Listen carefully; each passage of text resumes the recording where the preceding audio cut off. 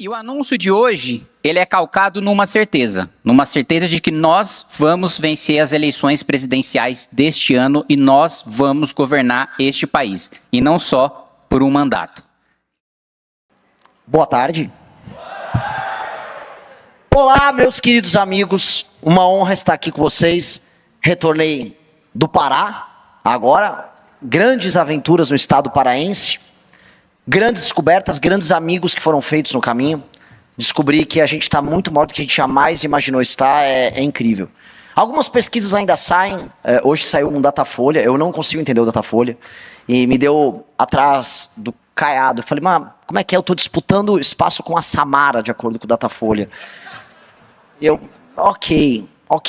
Não é o que o Data Ananindeua me mostra. Não é o que Data Breves me mostra. Não é o que Data Melgaço me mostra. Alguns lugares com o menor IDH do Brasil, justamente o perfil eleitoral mais difícil de você buscar, conhecendo, vindo tirar foto, correndo atrás. Então, eu queria só fazer essa pequena introdução, porque tem tudo a ver com o que nós vamos falar hoje e com o que eu vou falar, especialmente aqui nesse discurso. O peso que recai sobre o nosso ombro está ficando cada vez maior. E isso já começa a afetar o nosso sono. Eu não imaginava estar na posição que nós estamos hoje. Eu imaginava que a gente ia conseguir montar o partido, sim. Eu sempre tive certeza que a gente ia montar o partido. Eu tinha certeza absoluta que nós íamos fazer o impeachment da Dilma. Todas as vezes que o grupo de amigos que a gente criou na Brigadeiro Luiz Antônio, o grupo inicial Pedro, Kim, eu, meu irmão, o Riso, algumas outras pessoas, todas as vezes que a gente tinha uma certeza que algo ia dar certo, a gente fazia o melhor, porque as coisas davam certo meio que automaticamente. E elas davam certo a despeito de todas as dificuldades e improbabilidades. Eu me lembro que quando eu conheci o Kim, foi numa festa de libertários horrível, e ele teceu comentários horrorosos a meu respeito. Ele falou que eu estava com a camisa meio aberta e com... Enfim, eu sou latino, então eu tenho pelos no peito. E ele achou aquilo horripilante. Ok. Lide com a minha latinidade. O fato é, eu tirei fotos recentemente nessa linha também. Eu recebi comentários similares. Mas ali eu conheci ele. E quando houve o segundo turno entre Aécio Neves e Dilma Rousseff em 2014, nós tentamos lutar contra a Dilma, chamamos um amigo, Danilo Gentili, para trabalhar conosco no vídeo, e mesmo assim, fazendo um impacto grande, a Dilma venceu. E ali não havia mais nenhuma esperança, e esse é o ponto que eu queria colocar. Não havia mais esperança de nada, porque o PT havia vencido, e todo mundo que ficou atônito, que mesmo com o escândalo do Mensalão estourando, mesmo com a Lava Jato já funcionando, mesmo o escândalo do Petrolão já sendo descoberto pelas pessoas, mesmo com as manifestações de 2013 tendo acontecido, as pessoas elegeram o PT. E aí daquele pequeno escritório, sem nenhuma probabilidade de vitória, a gente se insurgiu como a última esperança. E a verdade é que o impeachment da Dilma Rousseff foi a última esperança de uma geração. O último ato de resistência. E a história é cheia desses atos. Os atos improváveis que são feitos imaginando a própria derrota. Eu sei que é clichê citar esse exemplo, mas o que foram os 300 de Esparta, além de um grupo de homens que foram para a derrota certa? Eles se encaminharam para a derrota certa. E esse ato de resistência final foi maior do que todas as vitórias que o grupo deles, os gregos, tiveram depois. Essa história de empreender a última resistência, de ser a última esperança, é a história mais inspiradora que a gente pode ouvir. E a gente tentou ser a última esperança naquela época, e contra todas as probabilidades, sem dormir, sem recurso, rodando o Brasil a pé, nós nos construímos, nós aprendemos a trabalhar em conjunto, e nós vencemos. E foi ali que eu descobri o melhor de mim, o melhor do meu irmão, o melhor do Pedro, e o melhor do Kim. Porque ao Kim coube o papel muito estranho de ser colocado com 18, 19 anos de idade como porta-voz daquilo tudo. Ele que fazia os debates, ele que ia na televisão, ele que respondia os questionamentos. Boa parte das reuniões de articulações era ele a fazer.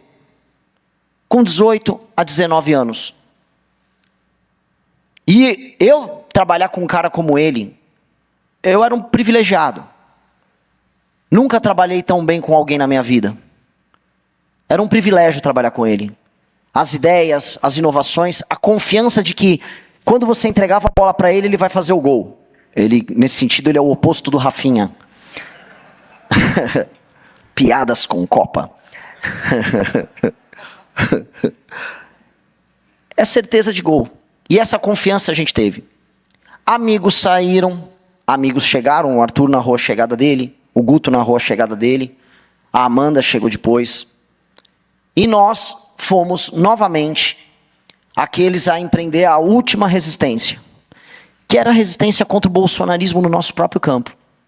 Fomos os únicos a se insurgir contra uma traição no próprio campo. Nós fomos até o precipício, e as pessoas que saíram às ruas para derrotar o PT olharam para nós e falaram: por que você ainda não pulou? Pula aí do precipício, vocês não têm mais utilidade. O Kim foi o primeiro a pular. Pulou, foi lá, se esborrachar no chão. E nós cumprimos esse papel de empreender a última resistência dentro de um campo político prostituído. Um campo político de fracos e canalhas. Eu tenho vergonha de ser chamado de direita no Brasil. Porque a direita no Brasil é composta por fracos, vagabundos, oportunistas e canalhas. Porcos, ratos que se aliaram por voto com o senhor Jair Bolsonaro nos piores momentos da direita e do nosso campo. Campo de vagabundo. Só tem vagabundo no campo da direita. Nenhum deles é homem. Eu olho os demais pré-candidatos da direita à presidência da República e eu vejo homens que nos momentos difíceis se acovardaram. Eu vejo o Eufíates, aquele corcunda que se aliou aos persas por não ser capaz de estar junto com os espartanos. Todos eles que agora ousam balbuciar uma crítica ao Flávio Bolsonaro. Mas lá em 2020 ninguém balbuciou nada. Eles soluçavam com as bolas do Bolsonaro na boca deles. Essa é a grande verdade. Na dificuldade, a gente se propôs a ser a última esperança e veja só, nós fomos largados ao relento. E à época, nós decidimos, por conta de uma operação policial canalha tocada pelos nossos inimigos, nós decidimos fazer uma reunião para fechar o MBL. E nós nos encontramos na casa dos meus pais, e o Kim falou: Renan, faz o que quiser, mas é um erro. Tenta mais um pouquinho, o Arthur pode ser candidato a prefeito, vai que as pessoas ainda não acreditam na gente. E o Arthur, ele se entregou de uma maneira incrível naquela campanha de 2020, quem lembra, lembra. E havia uma espécie de Samara, na época, né, não lembro o nome dela, mas era uma mulher do PSTU, a Vera Lúcia, que também aparecia na frente do Arthur nas pesquisas, e o Arthur fez 10%, e a gente percebeu, nossa, talvez a gente não perdeu ainda, talvez esse pequeno fio de esperança ele está de pé. E ali as pessoas foram se juntando, e boa parte dos que estão aqui entenderam o nosso propósito histórico.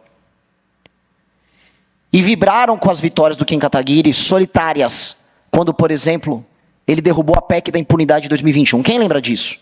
A campanha que ele fez nos grupos de WhatsApp, a campanha que ele fez de mobilização na internet, aquele movimento que mobilizou PT e bolsonarismo para salvar os ladrões do Congresso. Quem lembra?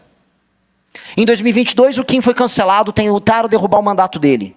Nós estivemos com ele, e quando logo em seguida o Arthur foi cancelado, e eu em menor escala também fui, foi ele a nos defender. Foi ele prejudicado do ponto de vista da saúde ali, sendo cancelado, sendo detonado, sendo chamado de nazista por conta de uma participação no podcast.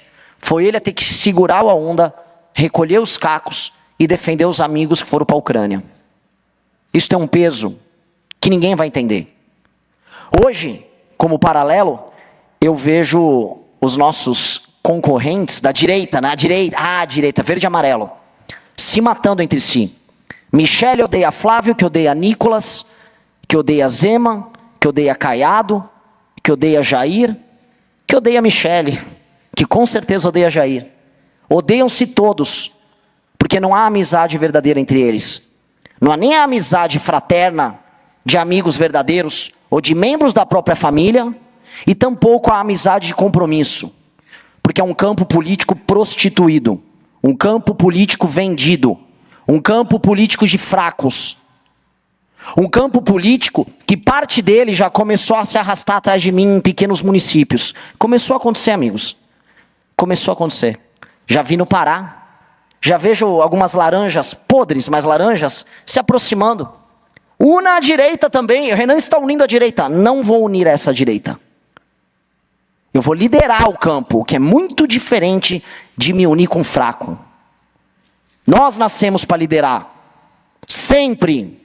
Fomos nós a liderar nos piores momentos. E seremos nós a liderar nos melhores momentos. Em 2022, quando participando das eleições, uma lição muito dura. A Amanda e o Renato não conseguiram vencer. O Kim me chamou na rua, o Kim estava chorando e falou, eu vou concorrer para prefeito. E aí naquele período que ele começa a se construir como pré-candidato a prefeito de São Paulo, já aparecendo com 10% em algumas pesquisas, a gente começa a perceber que não haveria o partido para ele. E enquanto isso, enquanto ele tentava construir, a gente estava do outro lado, com muitos de vocês, construindo a nossa própria casa. Essa casa aqui.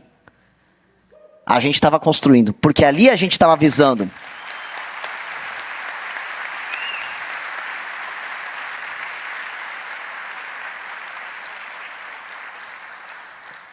Ali a gente avisou que não mais iriam impedir a gente de construir nosso caminho. Que não mais iam parar a gente. Ninguém vai mais parar a gente. Então quando o Kim retirou a candidatura dele de prefeito, ele já não sentiu. Nós não sentimos. Porque a gente já sabia naquela época que a gente teria a nossa casa. E que outras candidaturas viriam. E que outras possibilidades viriam. No final do ano passado, o nosso partido foi constituído 7-0 no TSE. Ratos que foram do MBL estão rodando o podcast como as prostitutas que eles são, porque são fracos.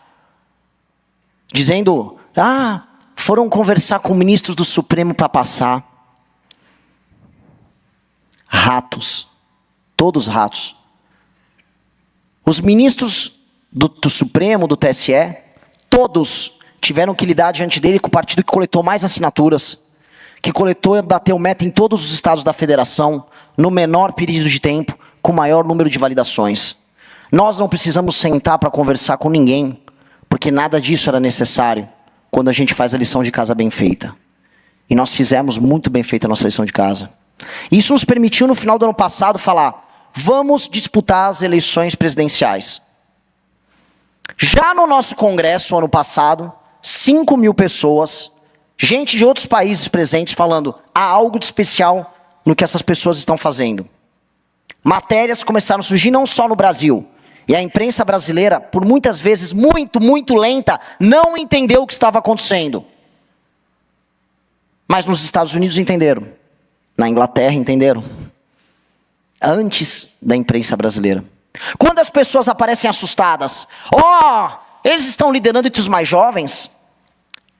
Eles já deveriam saber isso quando nós já estávamos coletando as assinaturas com milhares de jovens nas ruas. Ou quando qualquer estatística de YouTube demonstrava que a gente era o grupo que mais crescia nas redes sociais com esse grupo social. Aí esse grupo falou, Renan, é você. Eu falei, ok. Nunca fui candidato. Mas eu entendi que teria que ser eu. Começo a rodar o Brasil. Começamos a montar o time. Renato, Oliver começam a organizar as chapas ao redor do Brasil. Milhares de líderes nossos, que nunca foram candidatos também, começaram a passar pela árdua tarefa de se tornarem candidatos. Os que estão aqui perderam a eleição. Bertolucci, por pouco, por 4 votos. Estão agora diante da própria casa, diante da chance de vencer. E você será deputado. Outros se juntaram no caminho. O Léo que está aqui. Outras que eram militantes, como a Ludmilla, se tornou uma candidata. Muito possivelmente uma deputada federal eleita. Outros, como o Ítalo, o melhor vereador que eu conheci, está aqui pronto para se tornar deputado estadual. Eu não vou ficar dando o nome de todo mundo, senão vou parecer né, aqueles políticos tradicionais. Mas todo mundo tem sua jornada nisso. E eu comecei a minha. Eu comecei a rodar o Brasil 0,5%, 1%, 2%, e botando a seguinte meta. Primeiro, chegar no tal do 1%, porque aí as pesquisas vão me colocar de maneira reiterada. Depois, ultrapassar os governadores. Aconteceu. Depois, chegar aos 10%, antes de agosto. E já comecei a parecer bem próximo disso, tanto nos trackings quanto em alguns estados. Depois, buscar o Flávio e depois derrotar o Lula. Isso soava uma loucura, como soa loucura montar o partido e como soava loucura a gente naquele pequeno escritório derrubar a Dilma Rousseff. Mas a loucura persistiu. E a loucura começou a se transformar naquilo que eu citei logo no começo dessa fala. Diante de um quadro em que Flávio Bolsonaro, herdeiro da família de ladrões, filho mais velho dos idiotas, deputado estadual da rachadinha, senador favorito do Vorcaro, e incapaz de vencer o Lula no segundo turno, em qualquer circunstância, diante do cenário em que ele está em segundo, de maneira lógica, a última esperança para vencer o Lula é essa turma que está aqui. Nós, novamente, somos a última esperança. Nós, novamente, temos a responsabilidade e o peso de ser a última linha de defesa. Vocês pararam para pensar no peso que nós temos? Não é ninguém além de nós. São vocês que coletaram assinaturas, são vocês que foram atacados na internet, são vocês que estão divulgando a gente, são vocês que estão nos grupos de WhatsApp, são vocês que são pré-candidatos, são seus familiares que serão atacados, são seus amigos que vão se perder, são as pessoas que vão trair a gente, são as dores que a gente vai passar, são os nãos que a gente vai tomar na cara. Somos nós. Somos nós. Nós somos, tal qual quando a gente surgiu, a última linha de defesa. Isso começou a me tirar o sono, pela primeira vez. Porque começou a pesar. E a gente pode vencer. Porque quando a gente se torna essa última linha de defesa, se torna igual um gato que fica acuado. E quando você não pode mais se defender, o que te resta? É atacar. E graças a Deus a gente é um pouco maior do que um gato, a gente é uma onça. Então nosso ataque vai doer bem mais. E nós temos que só pensar agora em vencer. Não há outro caminho além de vencer. Se não formos nós, é o Lula. Não haverá vitória, nem com as pré-campanhas dos governadores que tentaram. Flávio é um fraco. Não há nada com eles. Há tudo para nós. Só não há dinheiro, só não há jatinho, só não há a tal da estrutura. Me perguntam em alguns lugares, quem será seu palanque em São Paulo? E é o tema hoje da fala do Kim. Quem será seu palanque? Eu não sei. Eu só sei que quando a gente viaja, a gente encontra palanque em todos os lugares com os amigos que nós fizemos no caminho. Eu encontrei um palanque em Melgaço. Eu encontrei palanque em Breves, num lixão em Breves, no Pará. Havia num lixão um grupo de caras que fez questão de correr para ver o barco onde a gente estava para cenar. Eles eram nosso palanque. O que eu tenho a dizer sobre isso é, eu não posso não exigir de todos os que estão aqui, que são meus amigos desde a época daquele pequeno escritório lá na Brigadeiro Luiz Antônio, e depois do escritório na Vila Mariana, eu não posso exigir nada além de vocês estarem no Palácio do Planalto comigo, administrando o Brasil. E eu não posso exigir nada diferente do Kim Kataguiri. Eu preciso do Kim comigo. Eu não quero do Kim nada além de administrar o Brasil e tocar as coisas mais difíceis que nós vamos precisar fazer. Porque se nós somos a última linha de defesa e a última esperança, e não há aqui nenhum exagero retórico, somos nós ou nós. A Faria Lima já percebeu isso, o Polymarket já percebeu isso, as pessoas que juntam Lé com o CRE já entenderam isso. O que nós temos que fazer agora é ir para essa jornada imaginando que a gente pode provavelmente perder.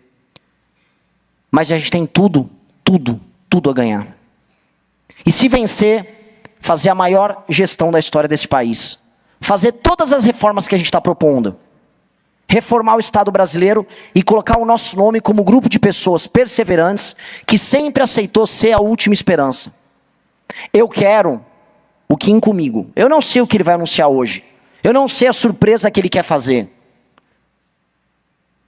Mas definitivamente, todas as vezes que colocaram eu e ele contra o corner, ele deu o melhor dele. E ele foi o melhor que nós tivemos. E com base nisso, todos nós vencemos. Muito obrigado. Eu quero ser governador de São Paulo. Foi em São Paulo que eu nasci, cresci e aprendi a lutar. Em São Paulo estão os meus amigos, a minha família, a minha história. Foi em São Paulo que eu fundei o Movimento Brasil Livre, liderei as maiores manifestações da história do país e fui eleito deputado federal, um dos mais votados do Brasil. Eu quero ser governador de São Paulo. Foi aqui que eu construí tudo o que eu sou. Foi aqui que eu aprendi a enfrentar o poder. Olha aqui, Alexandre. Olha, Alexandre de Moraes. Nós vamos te prender. Ou a gente prende vocês, ou vocês movem a máquina para prender a gente. Não tem outra alternativa. A gente não vai parar enquanto vocês não estiverem presos. Foi aqui que eu venci batalhas históricas. Qual que é a principal bandeira que vocês estão dando? É o impeachment da presidente Dilma Rousseff. Foi aqui que eu apanhei, caí e me levantei. E foi aqui que todos os meus sonhos nasceram. Quem desvia o dinheiro do bolso do brasileiro não sou eu, é o senhor. Olha pra minha cara aqui, sem coragem. Eu quero ser governador de São Paulo. Eu quero comandar a Polícia Militar do Estado de São Paulo, a Força Pública de Rafael Tobias de Aguiar e exterminar o primeiro comando da capital. Eu quero devolver a vanguarda da cultura do país para o estado da Semana de Arte Moderna. Eu quero liderar uma rebelião pela lei e pela ordem, de fazer história, como fizeram os nossos heróis da Revolução de 1932. Eu quero tirar o peso de Brasília desse estado para que ele deixe de ser o mais rico do Brasil para ser o mais rico do mundo. Eu quero que São Paulo deixe de ser o estado que paga a conta para ser o estado que dá o exemplo. Não adianta estar no topo de geração de riqueza e não estar no topo dos rankings de educação, saúde e segurança pública. Eu quero ser governador do estado de São Paulo, mas nem sempre a vida deixa a gente fazer o que a gente quer. Nem sempre a gente pode seguir o caminho que gostaria de seguir. Às vezes, a gente tem que encarar estradas mais duras, mais ingratas, mais pesadas. Porque a vida não é sobre o que a gente quer, a vida é sobre o que a gente deve. Todos nós temos uma vocação, um chamado, um destino. Todos nós temos uma missão. A minha missão, agora, é promover a maior reforma de Estado da história do país.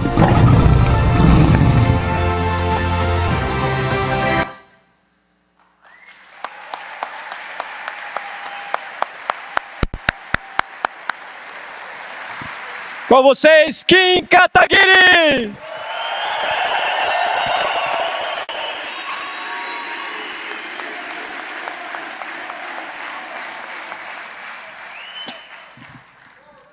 Boa tarde a todos. Gente, é com muito orgulho que eu sou anunciado hoje como o primeiro membro da equipe ministerial do governo Renan Santos.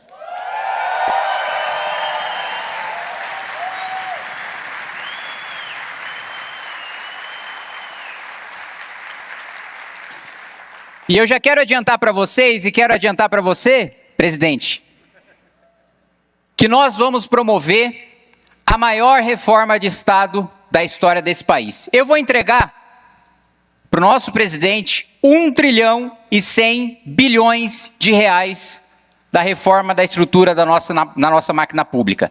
Tudo que eu quis fazer nesses quase 8 anos de mandato como deputado federal, agora vou fazer como ministro de Estado, junto com o presidente Renan Santos.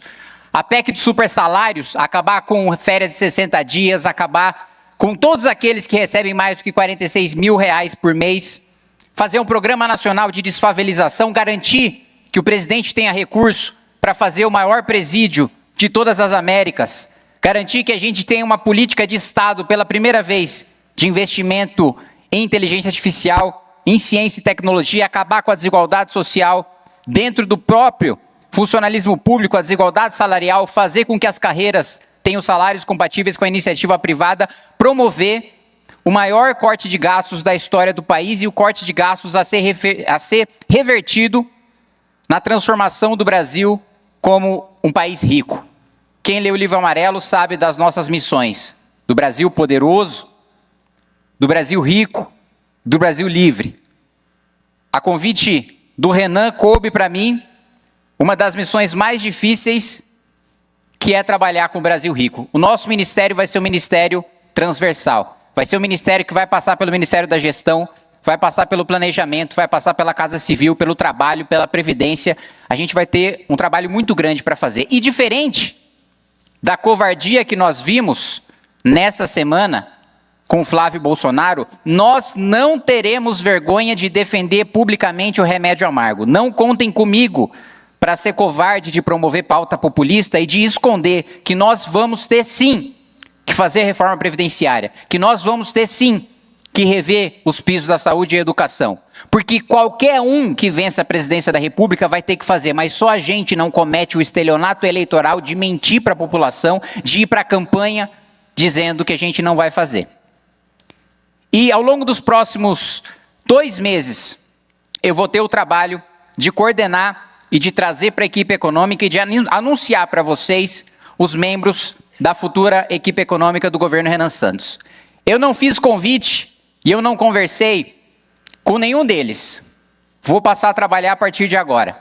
Mas eu adianto que, como eu sempre fiz como deputado federal, eu vou me cercar dos melhores. Eu vou me cercar daqueles que entendem de cada um dos assuntos que a gente precisa para transformar esse país num país desenvolvido.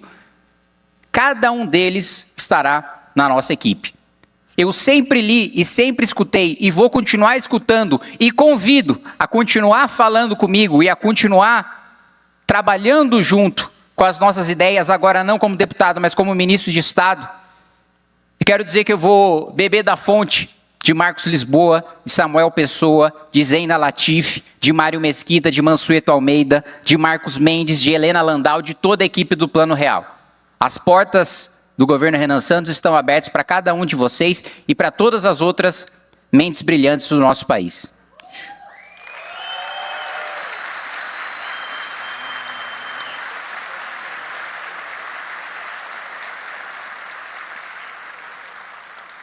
E o anúncio de hoje, ele é calcado numa certeza de que nós vamos vencer as eleições presidenciais deste ano e nós vamos governar este país, e não só por um mandato. E nós teremos todo o tempo para transformar o nosso país no país desenvolvido que a gente quer. E é com esse espírito de fazer história. Aliás, antes de falar do espírito de fazer história, eu quero fazer um relato pessoal para vocês. Até aproveitando que minha mãe, que olha agora, está aqui. Eu sempre gostei muito de língua portuguesa. E uma vez eu participei de um campeonato de conjugação verbal. Eu cheguei animado em casa, Pedro, falando: pai, participei do campeonato, ganhei. E aí o meu pai: que legal, filho, 1º lugar? Aí eu: não, pai, 2º. Aí ele: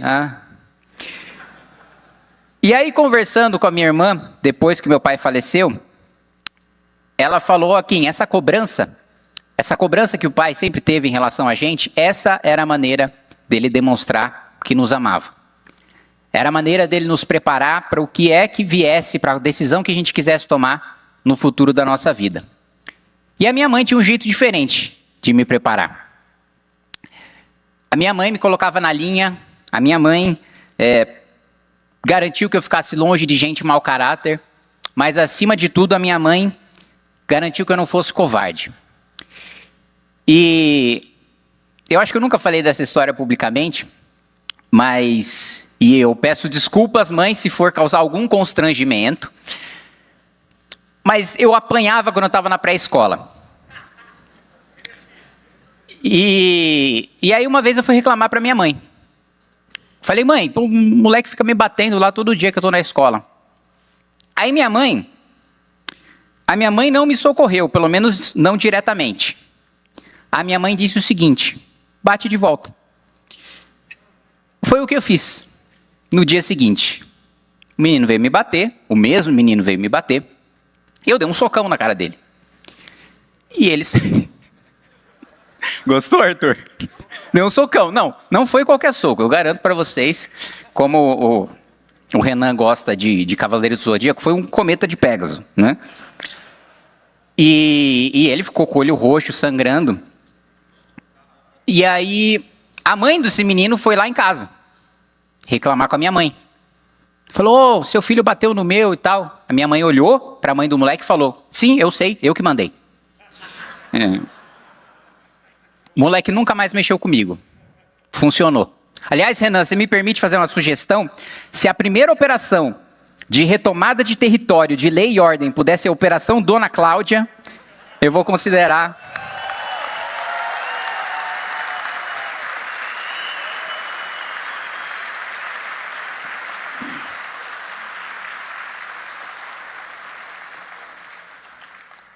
Então, a maneira que meus pais tinham de demonstrar o amor por mim era me preparar para a vida.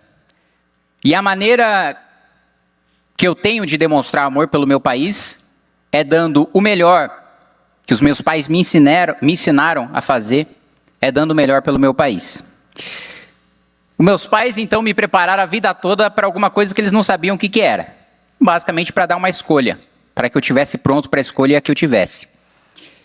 E eu escolhi, junto com os meus amigos que estão aqui, junto com a militância do Movimento Brasil Livre, do qual sou colega, do qual sou membro, parte integrante, com os coordenadores, do qual sou colega, eu escolhi, e a minha escolha foi fazer história, junto com cada um de vocês. O nosso país hoje, e o Renan, a fala do Renan foi um prenúncio do que eu vou falar agora, ele está tomado por dois tipos de pessoas. Primeiro, você tem os canalhas. Os canalhas, eles têm a audácia de disputar o poder, vencer e de nos governar. Os canalhas não têm medo nenhum. Os canalhas estão muito confortáveis. Aliás, os canalhas estão tão confortáveis que o Daniel Vorcaro tinha a tranquilidade de deixar suas conversas com o ministro do Supremo printado num bloco de notas na sua galeria. Os nossos canalhas estão muito confortáveis, mas esse é o primeiro tipo de pessoa que domina o nosso país. O segundo tipo de pessoa que domina o nosso país são os covardes. E a maioria dos covardes são honestos. Só que eles estão tão desesperançosos e têm tanto medo, que o medo deles faz com que eles tenham até vergonha da própria honestidade. Faz com que eles se sintam otários por serem honestos. Mas a história não vai ser escrita pelos canalhas. A história não vai ser escrita pelos covardes. A história vai ser escrita pelos corajosos. E eu quero só os corajosos ao meu lado. Se tem alguém nesse auditório agora que é covarde, por favor, não sinta-se constrangido em levantar e sair pela porta. Eu só quero os covardes. Opa, os covardes é bom. Olha o ato falha aí. Eu só quero os corajosos juntos comigo. Eu quero os covardes bem longe. Era isso que eu ia falar, vocês me interromperam. E eu sei que ser corajoso, todo mundo que está aqui sabe muito bem. Ser corajoso tem um preço. Mas o preço de ser covarde é muito maior. O preço de ser covarde é você estar nos últimos momentos da sua vida, olhando para o seu passado, olhando para tudo aquilo que você fez e se arrepender de ter deixado como único legado a miséria da sua própria alma. Quando eu estiver nos meus últimos momentos de vida, eu não quero olhar para Deus e dizer, desculpa por ter feito você perder o seu tempo. Eu quero olhar para Deus e dizer, obrigado pela oportunidade. Obrigado, gente. Curtiu o vídeo? Então não se esqueça de deixar um like e de se inscrever no nosso canal para receber cortes como este todos os dias.